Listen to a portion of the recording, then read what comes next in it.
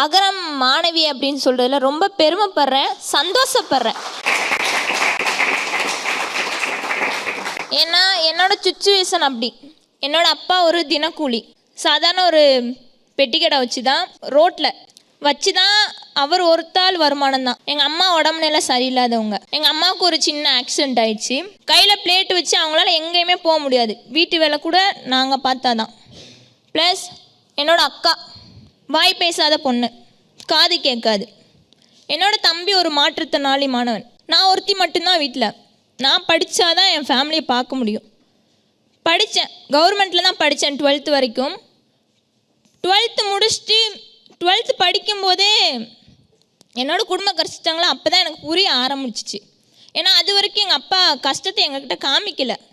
என்ன நான் எது கேட்டாலும் வாங்கி தர்றது அப்படிமா தான் இருந்தார். அதுக்கப்புறம் 12th தான் என்னோடய வாழ்க்கையவே திருப்பி போட்டுச்சு.